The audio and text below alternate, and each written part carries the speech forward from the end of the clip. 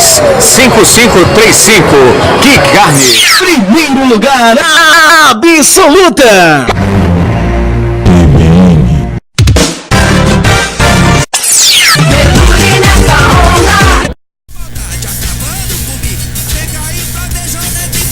Boa noite a você, telespectador. Boa noite a você que nos acompanha também através das redes sociais, notadamente pelo Facebook. Boa noite a todos os brasileiros, boa noite a todos que nos acompanham no Brasil e país afora. Hoje nós vamos conversar sobre diversos assuntos aqui, notadamente sobre agronegócio, plantas frigoríficas, suas habilitações e diversos assuntos que dizem a respeito à exportação.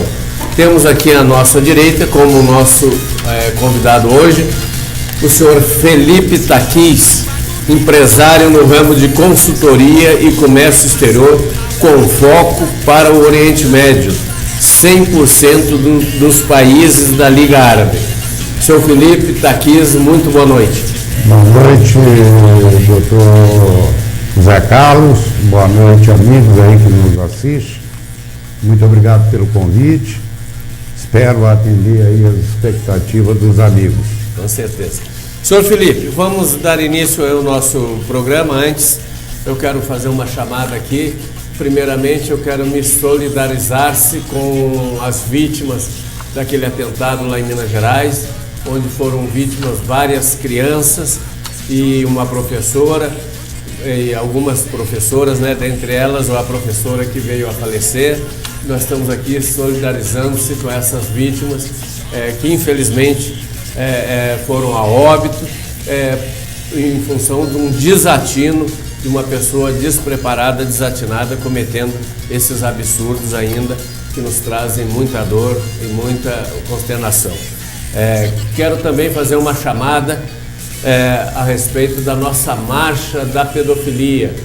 No dia 11 de novembro de 2017 estaremos fazendo a marcha contra a pedofilia, uma iniciativa da Ordem dos Advogados do Brasil, subseção Taguatinga, seccional do Distrito Federal, em convênio também com o Conselho Federal da OAB e também convênio com a sociedade civil como um todo, as entidades, igrejas, Tribunal de Justiça, Ministério Público, todos estão convidados para a Marcha da Pedofilia, que vem trazendo aí, chamando a atenção de todos, para que vocês tenham uma ideia. Hoje existem aproximadamente 450 casos de pedofilia só este ano no Distrito Federal.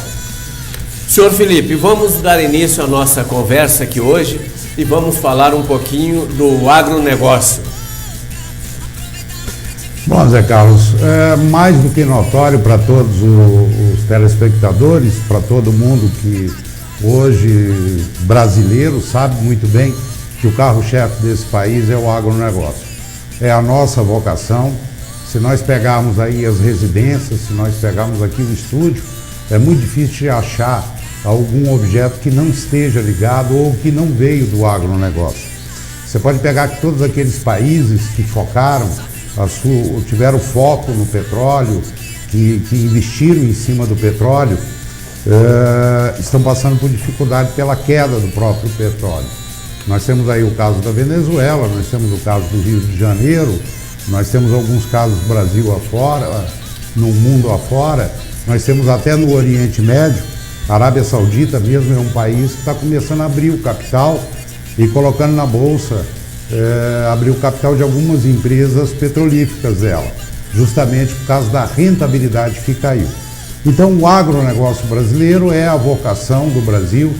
Eu me lembro muito bem que quando meu avô aqui chegou, refugiado ali da Segunda Guerra Mundial, ele chegou de coração partido e olhos lacrimejando quando viu o Brasil. E quando eu nasci, ele sempre dizia o seguinte: esse é o futuro do mundo, esse é o celeiro mundial. Então o agronegócio é indiscutivelmente o melhor produto que nós temos hoje para a sustentabilidade e crescimento do Brasil. Você diria então que se nós não tivéssemos o agronegócio com esse nível de contratos internacionais com todos os países do mundo, notadamente com os países árabes, países da Ásia, União Europeia, o Brasil estaria caminhando a passos largos para a insolvência, para a falência, Felipe? Zé Carlos, o que acontece com o agronegócio brasileiro nós tivemos recentemente um problema da carne fraca por uma infelicidade de um setor que não entende do agronegócio e deram algumas declarações que eu te diria que são declarações por falta de conhecimento. Um dos agronegócios mais seguros que existe hoje no mundo se chama agronegócio brasileiro. Isso é indiscutível. Nós temos hoje excelentes técnicos, excelentes fiscais agropecuários, lotados em várias plantas frigoríficas, lotado no campo, você entendeu? Fazendo um acompanhamento de toda a produção brasileira. Eu digo que o agronegócio, para qualquer país do mundo, ele é a solução, porque a tendência do petróleo e a tendência de outros é vir uma evolução e ser substituído. Qual o produto que você vai substituir? A proteína animal. Qual o produto que você vai substituir? O milho. Qual o produto que você vai substituir? A soja. Muito difícil de você ter um produto que substitua. Nós batemos recordes agora que salvou a avicultura brasileira e que salvou a suinocultura brasileira. Porque eles estavam pagando saca de milho a R$ 49,00 para produzir 1 quilo de carne. Eu precisava de 1,8 kg para produzir 1 quilo de frango. Aí você imagina, nós chegamos a 17, 18 reais uma saca de milho. Não é verdade. Não. Partindo então desse princípio, muito bem, Felipe, as suas explanações. Partindo desse princípio, eu gostaria que você, dentro do agronegócio, nos desse uma ideia de como são, notadamente que se chamam hoje, essas plantas frigoríficas, Felipe. De que forma são as plantas frigoríficas e suas habilitações? Se nós fizermos uma evolução nos últimos 30 ou 40 anos, quando o Brasil começou a exportar para o mundo inteiro, não tínhamos essa tecnificação, praticamente as plantas eram habilitadas porque o Brasil realmente precisava de crescer, precisava de colocar os produtos lá fora.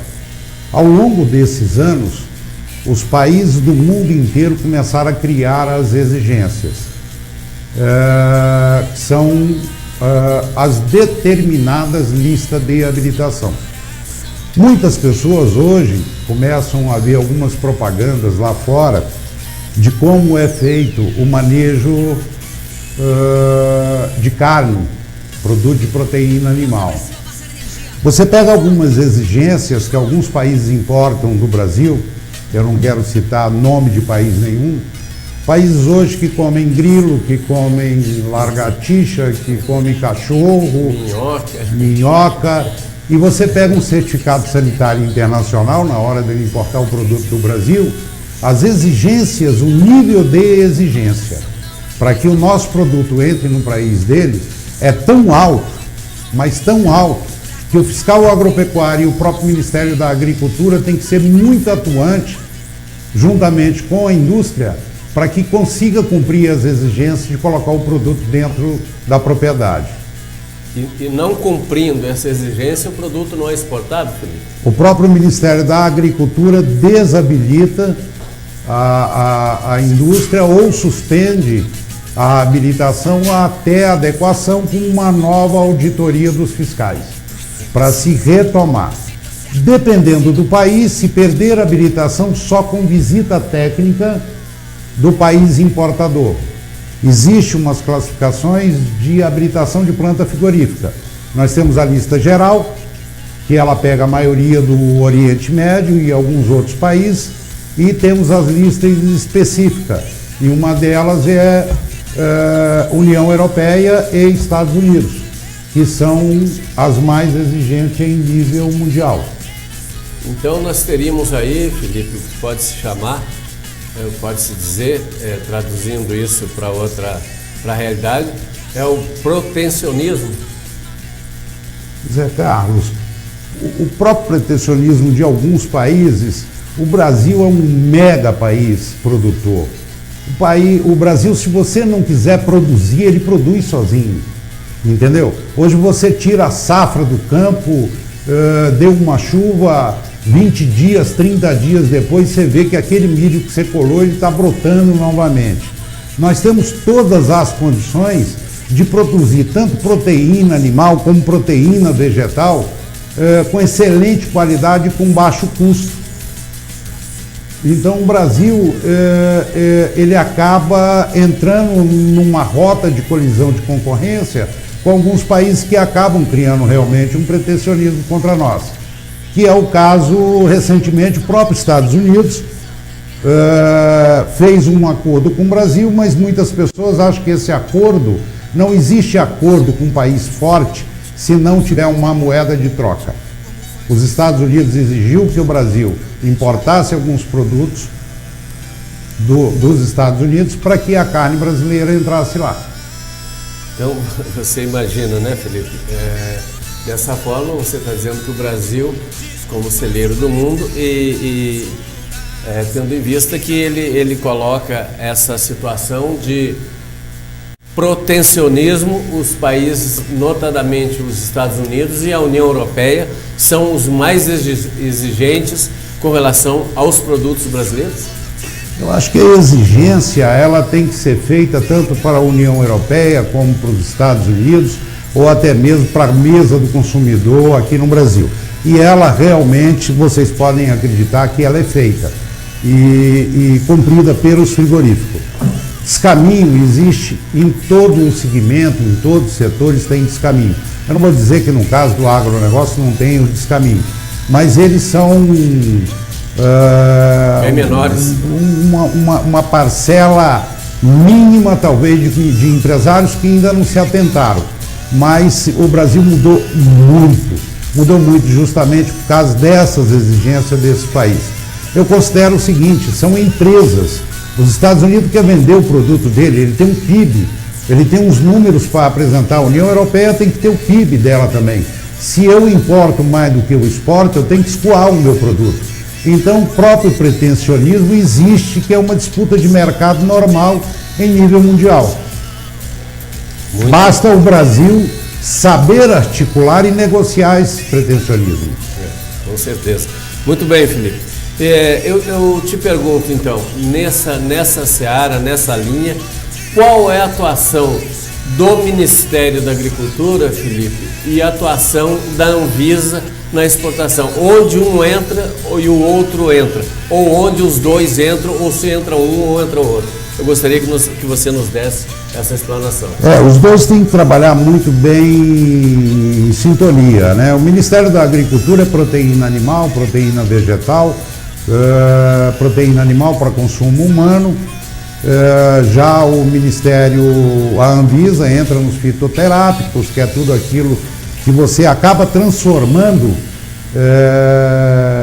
Pega o colágeno, que é de responsabilidade do Ministério da Agricultura, passa para a Anvisa para que seja colocado nos medicamentos, e isso outros produtos.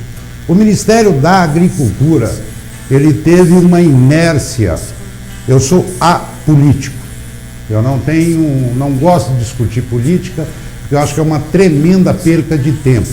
A própria mídia tem mostrado aí a perca de tempo de discutir com quem é aquele que não lhe dá ouvidos. Então, eu tenho discutido bastante o crescimento do nosso país. Isso com alguns colegas no Ministério da Agricultura, da Anvisa, pecuarista, porque também somos pecuaristas, criador de cavalo. E eu tenho visto que o Ministério da Agricultura ficou numa inércia aos governos anteriores. O MAGE tem feito um trabalho fantástico. Tem sido aí apedrejado de tudo quanto é jeito. Eu não sei o fundo de verdade das acusações que têm sido feitas ou não. Uma coisa eu posso alegar: O ministro da Agricultura tem trabalhado, tem viajado, tem buscado negócio lá fora, tem tentado colocar o agronegócio brasileiro no eixo, tem tentado abrir as portas do Brasil, aumentar os volumes de exportação. A nossa tendência vai ser crescente em produção. Se é crescente em produção, nós temos que buscar novos mercados. Se nós vamos buscar novos mercados, Zé Carlos, nós vamos tirar mercado de alguém. Se vamos tirar mercado de alguém, esse alguém vai ser pretensionista com a gente. Mas eu te digo que o Ministério da Agricultura, pelo menos na gestão do atual ministro, tem feito um belo trabalho pelo agronegócio brasileiro. Então, o agronegócio é a salvação do Brasil, tendo em vista que nós passamos aí uma crise de descrédito com relação ao petróleo, com o pré-sal aí e a Petrobras enrolada até o pescoço aí e nessas falcatruas que olhos vistos para todos aí. E você acha que o agronegócio é a solução do Brasil a curto, médio e a longo prazo, Felipe? O agronegócio tem uma responsabilidade muito grande na economia brasileira. Hoje o agronegócio, ele representa aproximadamente 20 a 30% do nosso produto interno bruto. A saída do Brasil é uma coisa, empregabilidade. É gerar emprego. A partir do momento que você gera emprego, você gera riqueza. Se não tiver emprego, não se tem distribuição de renda. Não adianta dizer que um país cresce com o percentual de desemprego no país. A partir do momento que tivermos empregabilidade, com essa força pulsante do campo, que vem do campo, junto com a empregabilidade na cidade, nas capitais, o Brasil vai sair do buraco. E outro que é aquela credibilidade do mercado internacional, Zé Carlos, que eu te falei. Correto, Felipe, muito bem. Então, nós podemos dizer, Felipe, que essa situação é uma situação que nós devemos cuidar com muito carinho, porque a situação do momento é uma situação a curto, longo prazo e do futuro, né, Felipe?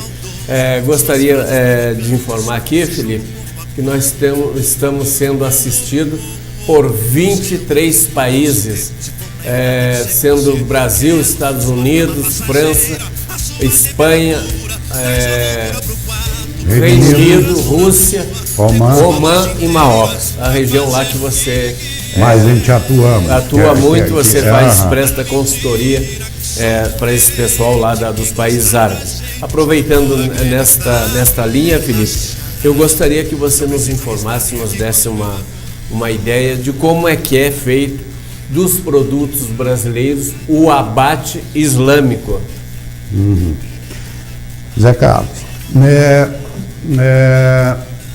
eu não sei se é do teu conhecimento que a segunda maior religião do mundo é o islamismo, né? Primeira católica e o segundo o islamismo.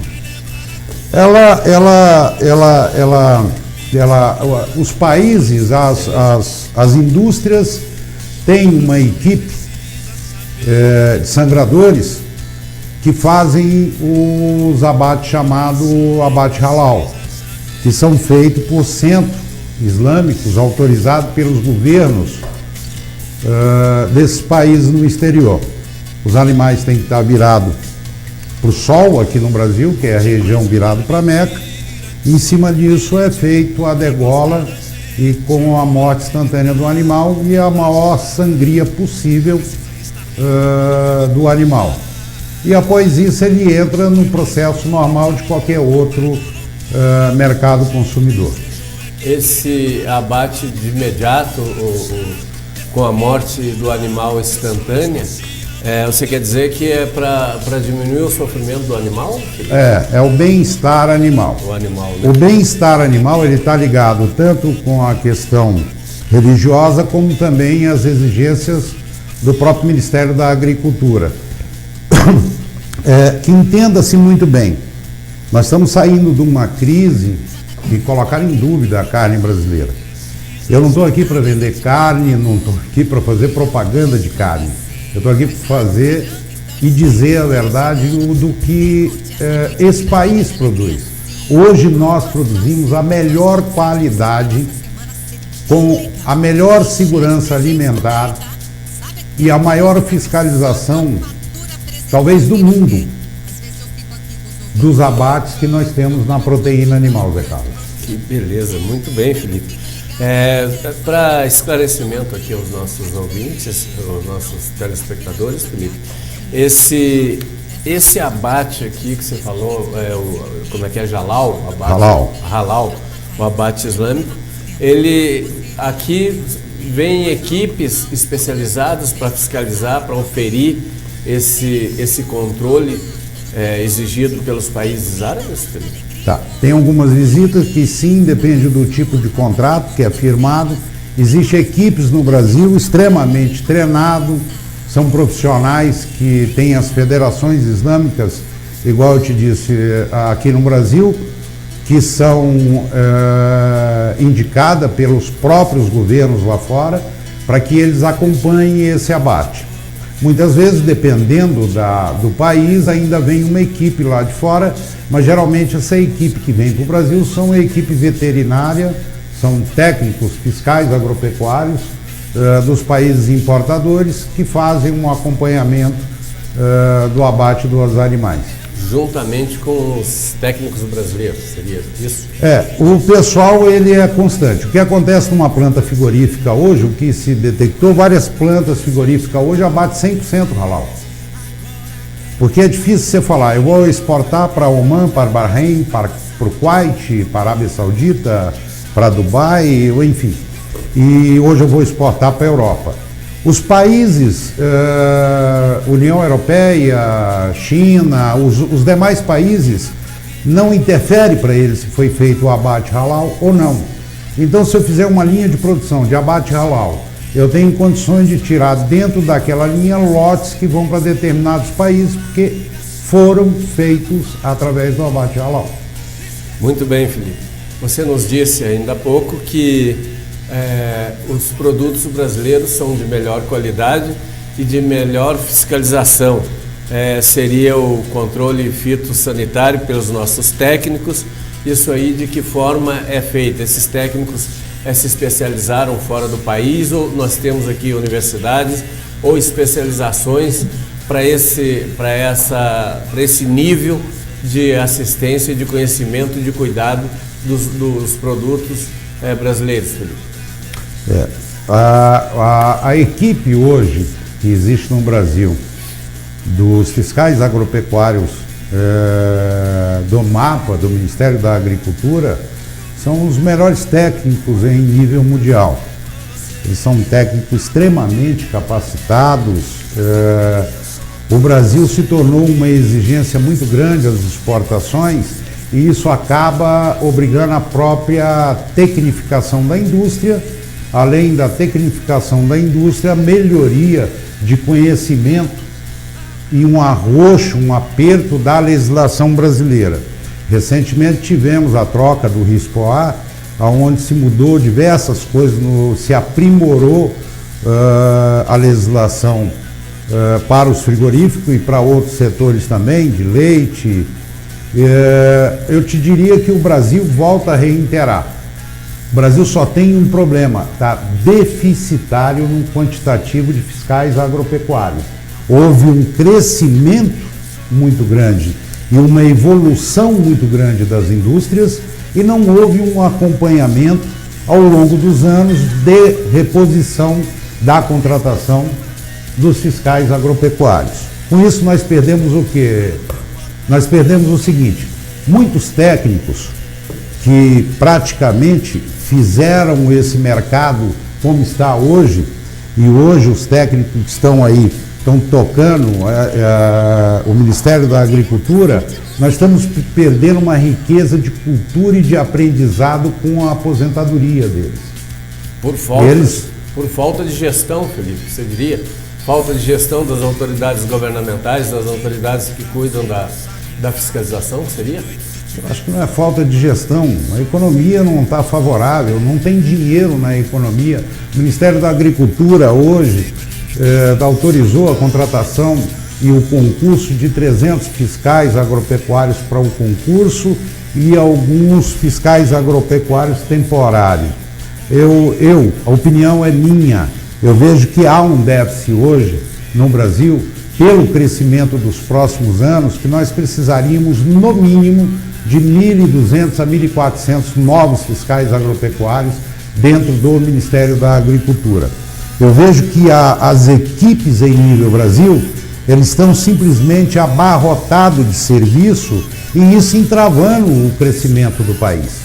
Abarrotado por falta de técnico nos departamentos, consequentemente, as indústrias estão esbarrando numa burocracia de timing, de conseguir resolver as habilitações e outras exigências que são feitas, obtenção de CIF, de registro de rótulo. Por quê? Não se tem técnico hoje para que faça a máquina rodar. Houve um crescimento muito grande por parte da produção brasileira e o Ministério da Agricultura não o acompanhou.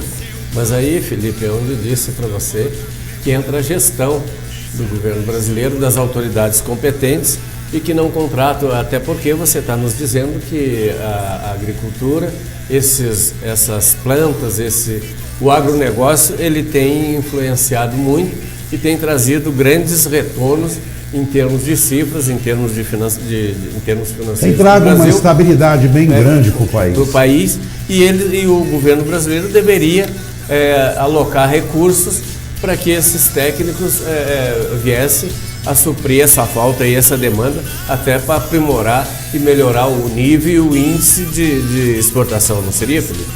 Seria, mas isso aconteceu, Zé Carlos, ao longo desses anos. Ao longo dos anos não houve interesse de crescimento, muito pelo contrário. Eu vejo que o ministro da Agricultura pegou uma baita de uma bucha para administrar. Ele pegou hoje um déficit dentro do Ministério da Agricultura, com um buraco dentro do Ministério da Agricultura, querendo que as exportações brasileiras cresçam, mas sabe que falta profissional dentro. Houve já discussão entre o ministro da Agricultura e o ministro do Planejamento e da Economia para saber de onde ia tirar dinheiro para a contratação. Porque a reposição hoje de 1.500 profissionais não está se montando uma nova estrutura, porque 1.500 profissionais deveria ter sido colocado ao longo dos anos. Ao longo dos anos, né? E não se colocar de última hora. De última hora tem um custo operacional elevado, né, Felipe? Pois não, muito bem.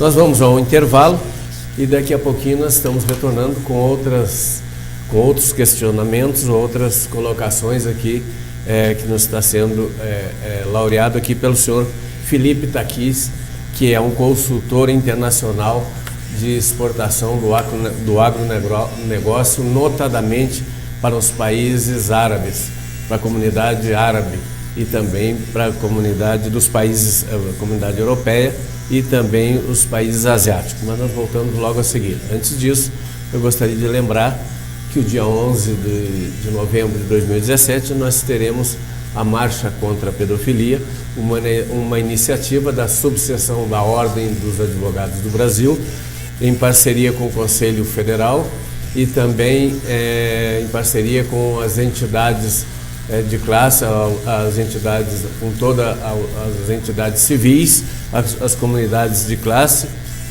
e também o Ministério Público, o Tribunal de Justiça do Distrito Federal e toda a comunidade do Distrito Federal.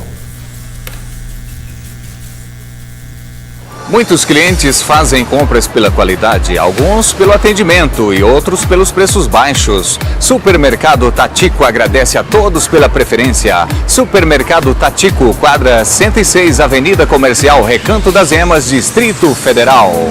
Ficou com água na boca? Que Carnes, preço baixo todo dia. O melhor açougue da região. Venha conferir nossos preços e nossa qualidade. Quadra 101, Avenida Recanto das Emas. Telefone 3333-5535. Que Carnes.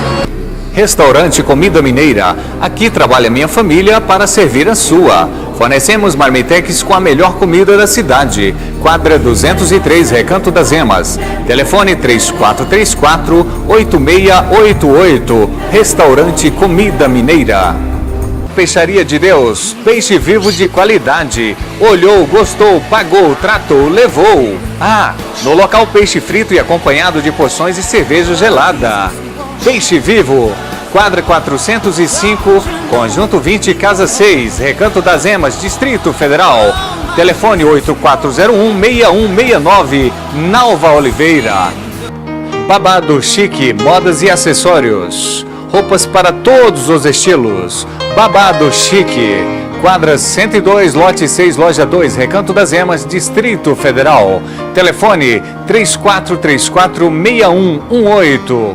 Ferragens Vieira, 9 anos de bons serviços. Material elétrico, hidráulico e ferramentas em geral. O melhor preço do mercado, confira. Ferragens Vieira, quadra 201, lote 4, loja 1, Recanto das Emas, Distrito Federal. Telefone 3434-6181. Olá pessoal, sou o Veridiano da loja Enxovais e Utilidades Santo Antônio. Estou aqui para apresentar a minha loja na quadra 405, conjunto 11, lote 11.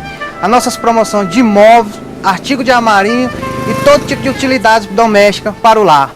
Olá, eu me chamo Arizan, estou aqui representando a loja Enxovais e Utilidades Santo Antônio.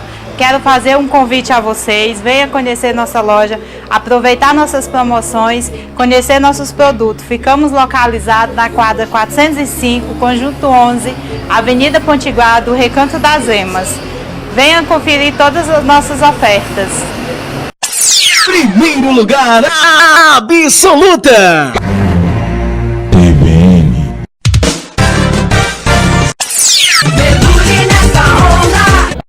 Muitos clientes fazem compras pela qualidade, alguns pelo atendimento e outros pelos preços baixos. Supermercado Tatico agradece a todos pela preferência. Supermercado Tatico, quadra 106, Avenida Comercial, Recanto das Emas, Distrito Federal. Ficou com água na boca? Que Carnes, preço baixo todo dia. O melhor açougue da região. Venha conferir nossos preços e nossa qualidade. Quadra 101, Avenida Recanto das Emas. Telefone 3333-5535. Que Carnes. Restaurante Comida Mineira. Aqui trabalha minha família para servir a sua. Fornecemos marmitex com a melhor comida da cidade. Quadra 203, Recanto das Emas. Telefone 3434-8688. Restaurante Comida Mineira. Peixaria de Deus, peixe vivo de qualidade. Olhou, gostou, pagou, tratou, levou. Ah, no local peixe frito e acompanhado de porções e cerveja gelada.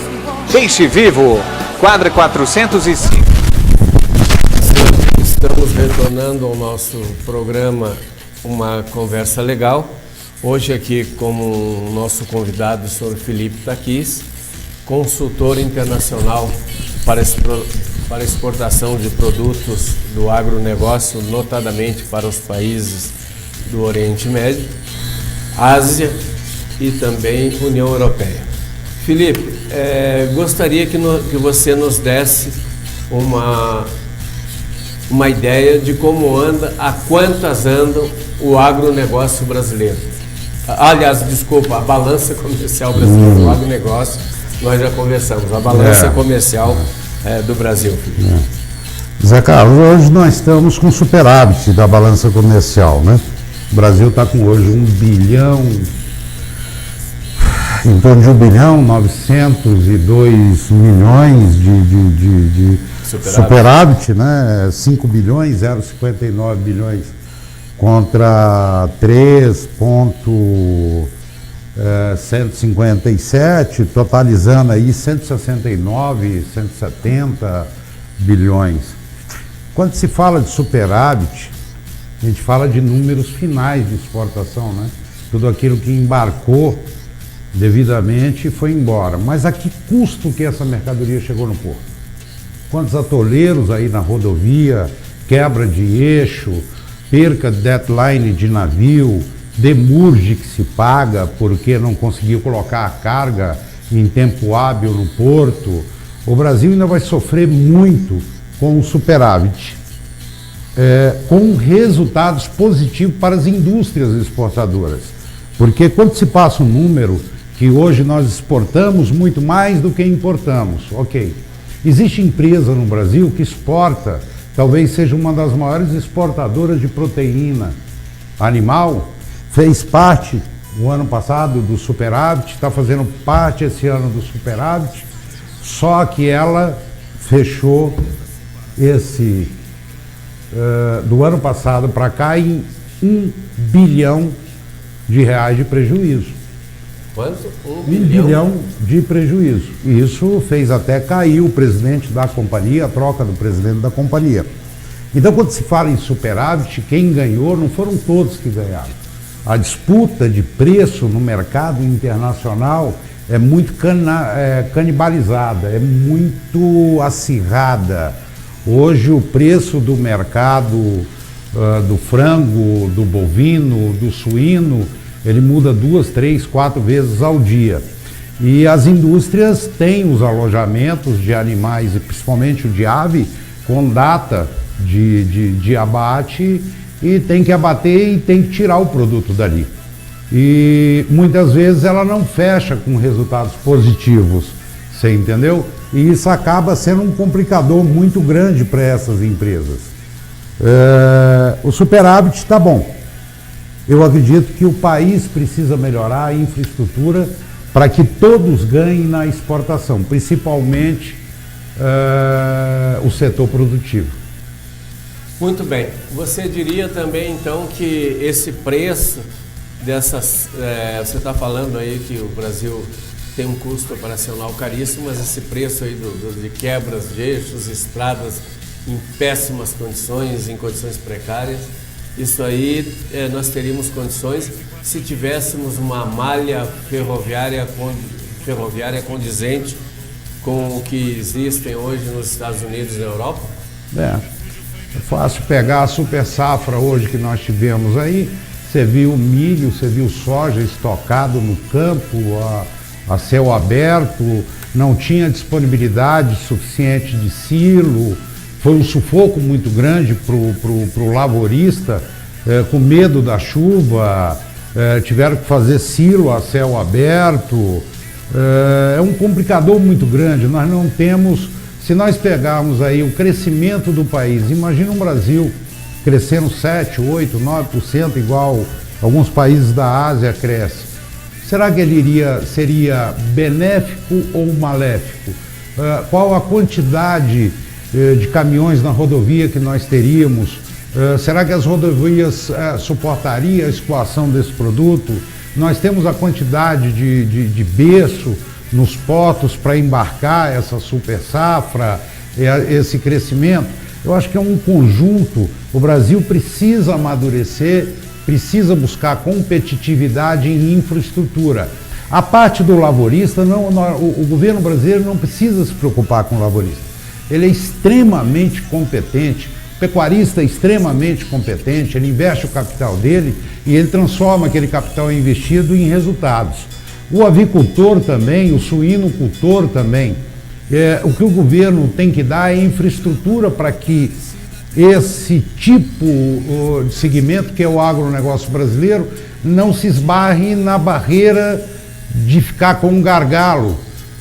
Tiveram algumas matérias nos canais de comunicação aí mostrando a quantidade de caminhão, o péssimo estado das estradas. Quem faz a conservação até mesmo, Zé Carlos, de algumas estradas, são os próprios lavoristas, para que os caminhões não fiquem atolados e ele consiga escoar a produção. Por falta de gestão do governo brasileiro. Falta de gestão não, falta de não só de gestão, de planejamento. O governo ele na realidade, eu sou totalmente a favor da privatização. Eu acho que o governo tem que passar o pepino para os outros, porque pelo menos ninguém mete a mão na cumbuca, porque aí a iniciativa privada não vai deixar. Entendeu? Conta, né?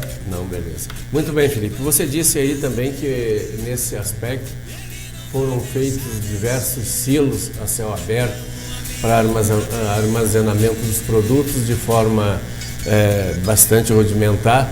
Isso perde a qualidade e a competitividade internacional da exportação, Felipe? Não. Em nível de qualidade não perde nada. Pode se perder pelo mau tempo, mofar, por umidade. Hoje o laborista ele é muito profissional, ele sabe o custo que deu para a colheita dele de saca por hectare, e ele não vai deixar o produto dele a céu aberto correr risco e perder em qualidade, sabendo que o custo é muito alto hoje do hectare plantado e de uma saca colhida. Muito bem, Felipe. Agora eu gostaria que você nos desse uma ideia de como são feitos esse intercâmbio entre o Brasil e os países árabes, onde você atua como consultor internacional aí de produtos do agronegócio. As câmaras setoriais com os países árabes e o Brasil, como elas funcionam, Felipe? Primeiramente, nós temos uma indústria muito bem estruturada, com um departamento de venda com bons vendedores. Eles têm vendedores na Europa, tem vendedor no Oriente Médio, eles têm vendedores no Brasil, tem a clientela já cativa, e existem as câmaras setoriais que fomentam essa aproximação das empresas brasileiras com as empresas do mundo árabe. Nós temos aí a Câmara de Comércio Árabe Brasileira, super e hiper bem estruturada, constantemente tem feito reuniões de empresários que vêm dos países árabes para se reunir com as autoridades brasileiras e também com os empresários.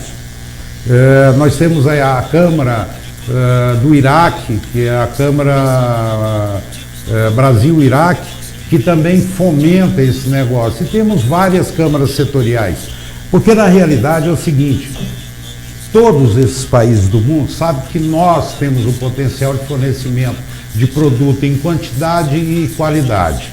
E há um interesse muito grande que esse produto saia do Brasil. Então eles têm uma estrutura muito bem montada aqui, que são as câmaras setoriais, que absorvem toda essa parte de fazer toda a parte de marketing, de oferta, inserção de novas empresas no Oriente Médio. Muito bem, Felipe. Essas suas colocações aí foram bastante interessantes para o nosso público aqui, os nossos telespectadores e os nossos acompanhantes aqui via Facebook e Instagram. Felipe, eu gostaria também, agora partindo para o outro lado, que você nos desse aqui uma ideia. E isso aqui é uma situação bastante complicada. Semana passada nós discutimos aqui mais ou menos alguns pontos sobre os juros aqui. O que você tem a falar que o governo brasileiro, o Banco Central, diminuiu em 5%, 0,5% a taxa de juros para o povo brasileiro? O que é que você explica disso aí, Felipe? Zé Carlos, é uma pergunta, eu tenho até vergonha de falar, porque o telespectador vai achar que eu estou gozando da cara dele, né? Mas tem que perguntar isso para o pobre coitado trabalhador que deve cheque especial, para o pobre coitado que deve seu cartão de crédito, aquele que está pagando 500%, 600% ao ano, porque é uma hipocrisia eu chegar para ele e falar que o governo federal, o Banco Central, resolveu baixar 0,25 na taxa de juro para um pobre coitado que recebe o que recebe para pagar simplesmente juros extorsivos. É uma extorsão nesse país, uma agiotagem legal. Se nós partirmos aí, buscar, no mundo inteiro existe o tal do agiota. O agiota hoje está emprestando dinheiro muito mais barato que o próprio banco. Claro. E o banco, você vira refém do banco, ele toma tudo que você tem, tudo na realidade que você tem. Então é uma pergunta que eu me sinto totalmente incapaz de te responder. Ou desconfortável, talvez, né, Felipe? Verdade. Desconfortável. E a agiotagem é uma agiotagem legalizada, né, Felipe? Dos bancos. Dos bancos. Os bancos hoje têm uma agiotagem legalizada. Uma taxa de juros do mundo, né? Com anuência e com a certificação e com a chancela do governo, né? Tanto porque nós temos aí os bancos também, os bancos governamentais, que emprestam juros aí absurdos, e nós temos aí nessa condição de que não existem como pagar esses juros extorsivos aí, né? Esses juros absurdos que vêm aí tirando o sono da maioria dos brasileiros, né, Felipe? Muito bem, Felipe. Gostaria aqui também de pedir a você que nos falasse um pouco também sobre, claro que você não atua muito nessa área, mas nos desse uma pincelada aí de como, a quantas anda o mercado brasileiro com relação aos países asiáticos, tendo em vista que hoje a China é o país com o maior PIB do mundo, né, com o maior crescimento do mundo, e o que eles estão comprando e os investimentos que estão fazendo, notadamente aqui no Brasil. Se é um risco esses investimentos, porque estão comprando grandes empresas, estão investindo em grandes empresas e grandes projetos de construção, seja na área de hidrelétrica, na área de agronegócio e outras áreas afins. Você tem a nos falar sobre isso, Felipe? Eu acho que para investimento de qualquer empresa, eu acho que ela está muito ligada à parte governamental, política e judiciária. Se nós temos um judiciário atuante, se nós temos um judiciário correto, se nós temos um judiciário independente, se nós temos os políticos saírem de toda essa situação que tem, porque, veja bem, uma pessoa que esteja fora do país e queira trazer seu investimento para cá, se nós não tivermos um judiciário forte, imparcial, os investimentos se tornam cada vez menor. Porque como que eu vou colocar meu dinheiro lá dentro daquele país e retornar com esse dinheiro? Porque a política já não anda muito bem e eu tenho um judiciário fraco. Eu acho que o judiciário tem mostrado o lado dele, tem mostrado que ele é independente, tem feito o trabalho dele com louvor, com bastante brilho, e tem nos deixado, acho que a mim, brasileiro, e a todos brasileiros, extremamente felizes. Nós estamos vivendo o melhor momento, talvez, desse país. A nossa geração está vendo acontecer para que nós possamos deixar um país melhor para as futuras gerações, né? Então, eu vejo que o capital externo vai retornar, voltar para o Brasil. O Brasil tem mostrado que é sólido, o Brasil tem mostrado que é um país grande. O país acaba remunerando muito bem aqueles investidores que aqui investem. A compra de empresas no Brasil é uma das maiores soluções que existe. As empresas hoje estão muito baratas. As ações de algumas empresas acabaram se tornando muito baratas. Você entendeu, Zé Carlos? Então eu acho que esse é o ponto forte para investimento. É o futuro que nós vamos ter agora a partir de 2018, que vai dar um grande impulso, que é as novas eleições. Eu disse que eu sou apartidário e continuo sendo. Mas a transformação, a pegada que o judiciário vem trazendo, vem mostrando para o país e colocando todos aqueles que não têm honrado com seus compromissos de cidadania no país. Quando você fala em judiciário, Felipe, notadamente, eu gostaria de acrescentar aqui, no meu ponto de vista, como operador do direito, notadamente o judiciário de primeiro grau, de primeira instância, vem tendo atuação muito relevante, atuação aí que nos tem enchido de orgulho. O judiciário do Rio de Janeiro, o judiciário federal, claro que o judiciário estadual também, o judiciário do Paraná, o judiciário de Brasília e de diversos outros estados, eles vêm fazendo sua parte em relação a isso. E já o judiciário a nível de tribunais superiores, naturalmente, vai fazer sua parte, que tem que fazer, até porque